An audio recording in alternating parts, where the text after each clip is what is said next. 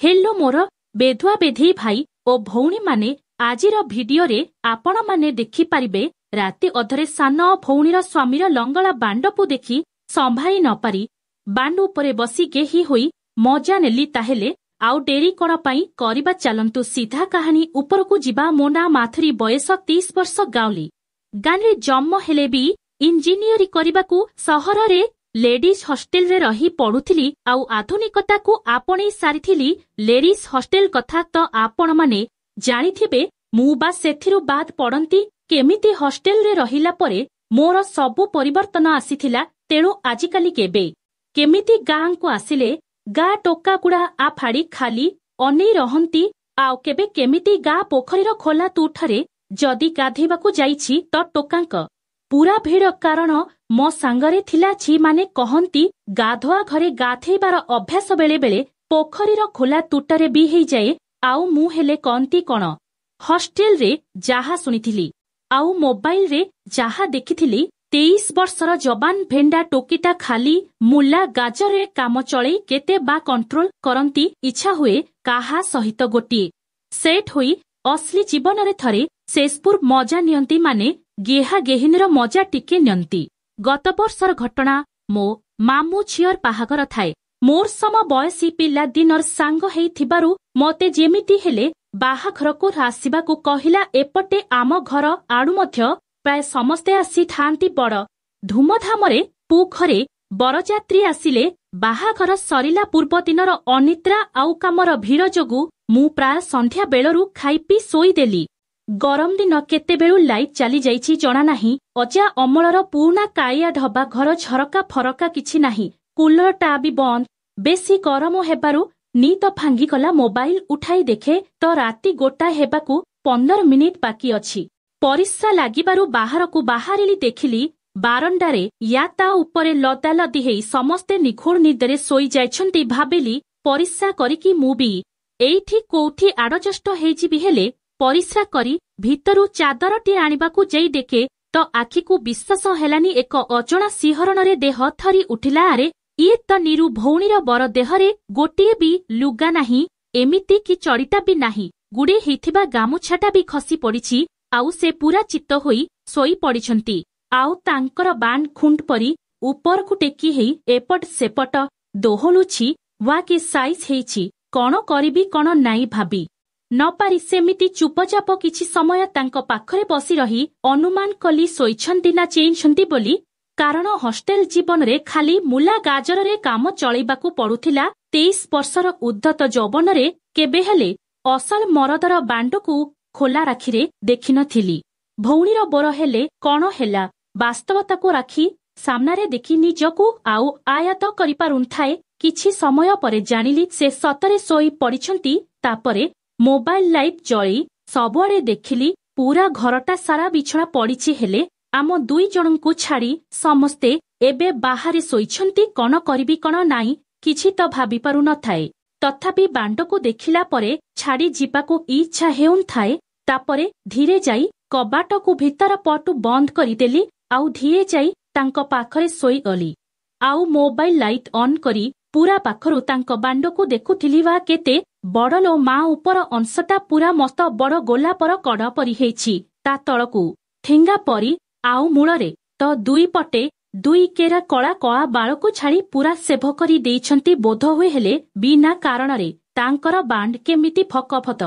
हेउछि जानि पारिलिनी समस्ते बाहरकू चालिगला परे इए जानि जानि भितरे रही मो जवनर मजा नेई नाहांती त के जाने पुओ मानंकर सोइला बेले एमिति हेउथिबो बोली भाबुथेली मु तांको बांडकू देखि एकदम घाबरी जाउथाए प्रथम थर पुरुषर असल बांडकू देखि निजकू निजे आकट करि पारुन थाए एपटे मो बिया भी सलसल हेई देह मुंड सबु केमिति केमिति लागी जाउथाए सेपटे भिनोई हेइथिले जाहा हेले हुअंता मारी बसी गेही होइथांती सान भौणीर पर कण भाबिबे कण नाई केजानी एमिति दो दो पाँच हेई तांको पाखरे सोई बांडकू देखि देखि निज बियाकू निज हातरे सालुबालु करिबारे लागिली देह मनरे जेमिति नियांटा आहुरी हुतु हुतु हेई बढ़िबारे लागिला तापरे जाहा हेले हेउ बोली जानी सुनी बारंबार तांको देहरे मो हाथ गोड़ बाड़ी हेली हेले ସେ ସେମିତି ପୂରା ନଙ୍ଗଳା ହୋଇ ଶୋଇଥିଲେ।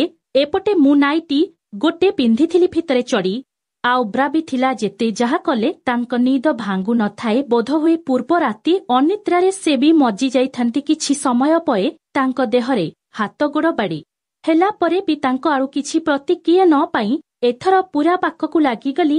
ଆଉ ମୁଁ ବି ନିଦ ବାଉଳାରେ ରହିଲା ପରି ତାଙ୍କୁ କୁଣ୍ଢେଇ ଧଇଲି। ଗୋଟିଏ ଗୋଡ଼କୁ ତାଙ୍କ ଜଙ୍ଘ ଉପରେ ଆଉ ଗୋଟେ ହାତକୁ ଛାତିରେ ରଖିଲି। ଏଥର ସେ ସାମାନ୍ୟ ଏପଟ ସେପଟ ଟିକେ ହୋଇ ପୁଣି ଶୋଇଗଲେ। ପ୍ରଥମ ଥର ପାଇଁ ପୁରୁଷର ନଙ୍ଗଳା ଦେହକୁ କୋଳେଇଲା ପରେ ମୁଁ ଆଉ ରହି ସମ୍ଭାଳି ପାରୁନଥାଏ। ନିଜ ଅଜାଣତେ ଯେମିତି ତାଙ୍କୁ କଷିକି ଭିଡ଼ି ଧଇଲି ଆଉ ହାତକୁ ନେଇ ତାଙ୍କର ସେଇ ଖୁଣ୍ଟ ପରିକା ବାଣ୍ଡକୁ ମୁଠିକି ଧରି ପକେଇଲି। ଓ କେତେ ନରମ ଗରମ ମୁଲାୟମ ସାଙ୍ଗକୁ ଟାମ ଲାଗୁଥାଏ। ଲୋ ମା, କେତେ ଥର ତ ବିଆରେ ମୁଲା ଗାଜର ପୁରେଛି, ହେଲେ ଏତେ ମୋଟା କି ଲମ୍ବା ନୁହେଁ। ଗେହା ଗେହି ଭିଡିଓରେ ଟୋକିମାନେ ଯେମିତି ବାଣ୍ଡକୁ ମୁଠେଇ ତଳ ଉପର କରି ଆଉଁସୁଥାନ୍ତି, ମୁଁ ବି ଧୀରେ ଧୀରେ ଡରି ଡରି ସେମିତି ତାଙ୍କ ବାଣ୍ଡକୁ ଆଉଁସୁଥିଲି। ଯେତିକି ଆଉଁସୁଥାଏ ବାଣ୍ଡ ସେତିକି ଟାଣୁଆ ହେଇ ଫକ ଫକ ହେଉଥାଏ। ମୁଁ ଆଉ ସମ୍ଭାଳି ପାରିଲିନି। ସିଧା ତାଙ୍କ ଉପରକୁ ଚଢ଼ିଯାଇ ଓଠକୁ ଓଠରେ ଲଗାଇ ଚୁମା ଦେଇ ଚାଲିଲି। ଏଥର ସେ ଉଠି ପଡ଼ିଲେ ଆଉ ମତେ ଧରି ପକେଇ କାନ ପାଖରେ ପଚାରିଲେ, ତମେ କିଏ କି ଜାଣି ପାରୁନି। ମୁଁ ଧୀରେ କି ମୋ ହାତକୁ ତାଙ୍କ ମୁହଁରେ ଦେଇ ଚୁପଚାପ ରହିବାକୁ ଇସାରା କଲି। ଆଉ ସେ ଚୁପ୍ ରହିଲେ ଆଉ ମତେ ଚାବୁଡ଼ିନି ସେମିତି ତାଙ୍କ ଉପରେ ଶୁଆଇ ମୋ ଓଠକୁ ଚୁଚୁମି ଚାଲିଲେ। ପ୍ରଥମ ଥର ମରଦ ଟୋକା ଅନୁଭୂତିଟା ବେଶ ମାଦକତା ଭରି ଦେଉଥାଏ। ଓଠରେ ଓଠକୁ ଲଗେଇ ଚୁମା ଦିଆଦେଇ ହେଲା ପରେ ସେମିତି ମତେ ତାଙ୍କ ଉପରୁ ଉଠାଇ ମୋ କପଡ଼ା ଖୋଲି ଯେତେବେଳେ ମୋ ଖୋଲା ଦୁଧକୁ ତାଙ୍କ ହାତରେ ଧରି ଦେଇଛନ୍ତି, ମୋ ଦେହ ଶୀତେଇ ଉଠିଲା। ପ୍ରଥମ ଥର ମୋ ନଙ୍ଗଳା ଦୁଧରେ ପୁରୁଷର ହାତ ସ୍ପର୍ଶ କଲା ଆଉ ମୋ ଦେହକୁ ଶିହରଣରେ ଭରିଦେଲା। ସେ ତାଙ୍କ ଦୁଇ ହାତରେ ମୋ ଦୁଇ ଦୁଧକୁ ଧରି ଯେମିତି ଆରାମରେ ସାଉଁଳେଇ ଚିପୁଥାନ୍ତି। ମୁଁ ଏକ ନୂଆ ଅନୁଭବରେ ଝୁମି ଉଠୁଥାଏ। ହଷ୍ଟେଲରେ ଆମେ ଝିଅମାନେ ପରସ୍ପରର ଦୁଧକୁ ଅନେକ ଦଳାଚକଟା ହେଇଛୁ, ହେଲେ ବାସ୍ତବିକ ପୁରୁଷ ହାତରେ ନୂଆ ଏକ ଯାଦୁ ରହିଛି। ସେମିତି ମତେ ତାଙ୍କ କୋଳରେ ବସି ଦୁଧ ଚିପୁ ଚିପୁ ଯେତେବେଳେ ତାଙ୍କ ମୁହଁକୁ ନେଇ ମୋ ଛାତିରେ ଗୁଞ୍ଜିଦେଲେ, କି ଶାନ୍ତି କଣ କହିବି। ଆଉ ସେହି ଅନୁଭୂତି ମୋ ମୁହଁରୁ ଆପେ ଆପେ ବାହାରି ପଡୁଥାଏ ଉତ୍ତେଜନାପୂର୍ଣ୍ଣ ଚିତ୍କାର। ଏତିକି ବେଳେ ତଳପଟୁ ତାଙ୍କର ସେଇ ଟାଣୁଆ ବାଣ୍ଡ ମୋ ଦୁଇ ଜଙ୍ଘ ସନ୍ଧିରୁ ଯେମିତି ତାଡ଼ି ହେଉଥାଏ। ଇଚ୍ଛା ହେଉଥାଏ ଏତେବେଳ ଯାଏ ମୁଁ ଚଡ଼ିକାଇ ପିନ୍ଧିଛି ଯେ ଚଢ଼ି ନଥିଲେ ସେଇ ଗେହି ଭିଡିଓ ପରି ବାଣ୍ଡକୁ ପୂରା ଭିତରକୁ ପଶେଇ ବାଣ୍ଡ ଉପରେ ଉଠ ବସ ହେଉଥିଲେ କେତେ ମଜା ଲାଗନ୍ତା। ତଥାପି ସେ ମତେ ସେମିତି କୋଳରେ ବସେଇ ହଲେଇ ଦୁଧ ବୁଣ୍ଡି ମାନଙ୍କୁ ଖାଇ ଚାଲିଥିଲେ। ଏପଟେ ବିଆରୁ ନାଳ ବାହାରି ମୋ ଚଡ଼ି ପୂରା ଓଦା ହେଇ ଯାଉଥାଏ। ଗେହା ଗେହି ହେବାକୁ ଇଚ୍ଛା ଲାଗି ଯାଉଥାଏ। ତାପରେ ସେ ମତେ ତଳେ ଶୁଆଇ ଦେଇ ଦୁଧକୁ ଦଳି ଦଳି ଚୁଚୁମି ମୋ ଚଡ଼ିକୁ ବି ଖୋଲି ନଙ୍ଗଳା କରିଦେଲେ। ଏବେ ଆମେ ଦୁହେଁ ପୂରା ନଙ୍ଗଳା ଦେହରେ ଯେତେବେଳେ ମୋ ଉପରେ ଲଦି ହେଇ ଓଠକୁ ଓଠରେ ଚୁଚୁମି କଲେ, ଓ କି ମଜା। ସେମିତି ଓଠକୁ ଚୁଚୁମୁ ବେକ, ଛାତି, ପେଟ, ଅଣ୍ଟା, ଜଙ୍ଘ ସବୁଆଡେ ତାଙ୍କର ନରମ ଗରମ ଓଠର ସ୍ପର୍ଶ ଦେଇଗଲେ। ମୋ ଦେହରେ ପୂରା ନିଆଁ ଜଲିଗଲା। ମୁଁ ବି ଆଉ ନିୟନ୍ତ୍ରଣ କରି ନ ପାରି ତାଙ୍କୁ ଭିଡ଼ି ନେଇ ପାଗଳୀଙ୍କ ପରି ତାଙ୍କ ଦେହ ସାରା ଚୁମିକଲି। ସେମିତି ତାଙ୍କୁ ଚୁମୁ ସେ ମୋ ହାତକୁ ନେଇ ତାଙ୍କର ବାଣ୍ଡକୁ ଧରି ହଲେଇବାକୁ ଇସାରା କଲେ। ମୁଁ ସେମିତି ତାଙ୍କର ବାଣ୍ଡକୁ ହଲଉ ପାଟିରେ ପୂରେଇ ଦେଲି। ଏତେ ମୋଟା ବାଣ୍ଡ ପାଟିକୁ କଷ୍ଟରେ ପଶିଲେ ବି ଉତ୍ତେଜନାକୁ ସମ୍ଭାଳି ନ ପାରି ପୂରା ଗବ ଖାଇକଲି। ସାମାନ୍ୟ ଲୁଣିଆ ହେଲେ ବି ମସ୍ତ ଲାଗୁଥାଏ। ତାପରେ ସେ ମୋ ବେଆରେ ହାତ ମାରି ଏମିତି ସଲସଲ କରିଦେଲେ ଯେ ମୁଁ ଆଉ ସହି ପାରିଲିନି। ତାଙ୍କ ଉପରେ ଶୋଇ ବାଣ୍ଡକୁ ଧରି ମୋ ବିଆରେ ଜାକି ହେଲେ ପ୍ରଥମ ଥର ପାଇଁ ନା କଣ ହେଲେ ବାଣ୍ଡ ବିଆ ଭିତରକୁ ପଶୁ ନଥାଏ। ବିଆରୁ ବାହାରୁଥିବା ଲାଳୁଆ ପାଣିରେ ପିଚିକି ପଡୁଥାଏ। ମୁଁ ଏପଟେ ଯେମିତି ହେଲେ ବାଣ୍ଡକୁ ପୁରି ହେବାର ମଜା ନେବାକୁ ବ୍ୟାକୁଳ ହେଲାବେଳେ ସେ ମତେ ତଳେ ଶୁଆଇ ମୋ ଦୁଇ ଜଙ୍ଘକୁ ଫାଡ଼ି ମୋ ଉପରେ ଶୋଇଗଲେ। ମୋ ଦେହଟା ସାରା ଯେମିତି ହୁତୁ ହେଇ ଜଳି ଉଠୁଥାଏ। ତାଙ୍କର ବାଣ୍ଡକୁ ଧରି ପୁଣି ମୋ ବିଆରେ ପୂରେଇବାକୁ ଚେଷ୍ଟା କରୁ ସେ ବି ମତେ ଜାବୁଡ଼ି ଧରି ଖଚ୍ କିନା ଜାକି ହେଲେ ଆଉ ସଲସଲ ପଲ ହେଇ ବାଣ୍ଡ ବିଆ ଭିତରେ ପଶିଗଲା। ବାପରେ ମତେ ତ ଭାରି ଦରଜ ଲାଗିଲା। ତଥାପି ପ୍ରଥମ ଥର ପୁରୁଷର ବାଣ୍ଡର ମଜା ପାଇଁ ମନ ଭରି ଥରେ ଉପଭୋଗ କରି କେହି ହେବାକୁ ଦାନ୍ତ କାମୁଡ଼ି ସହି ଯିବାକୁ ଚେଷ୍ଟା କଲି। ଆଉ ତାଙ୍କୁ ସାମାନ୍ୟ ପେଲି ରଖିଲି। ସେ ମୋତେ ଜାବୁଡ଼ି ଧରି ମୋ ଓଠକୁ କାମୁଡ଼ି କାମୁଡ଼ି ଗେହି ଚାଲିଲେ। ବାଣ୍ଡ ବାହାର ଭିତର ହେଲାବେଳେ ମୋତେ ଦରଜ ଲାଗୁଥାଏ। ମୁଁ ଆଗରୁ ସାଙ୍ଗମାନଙ୍କଠୁ ଶୁଣିଥିଲି ପ୍ରଥମେ ଏମିତି ଟିକେ କଷ୍ଟ ହୁଏ, ପରେ ମଜା ହିଁ ମଜା ଲାଗେ। ଖାଲି ସେ ମଜା ଟିକକ ପାଇବାକୁ ଅନେଇ ରହୁ ରହୁ ସେ ମୋ ଓଠ ଚୁମି ଚୁମି ଦୁଧକୁ ଦଇ ତଳି ବୁଣ୍ଡିମାନଙ୍କୁ ଚୁଚୁମି ଚୁଚୁମି ଆଉ ମଝିରେ ମଝିରେ ଫୁଲିଲା ଫୁଲିଲା ଗାଣ୍ଡିକୁ ବି ଚିପି ଦେଉଥାନ୍ତି।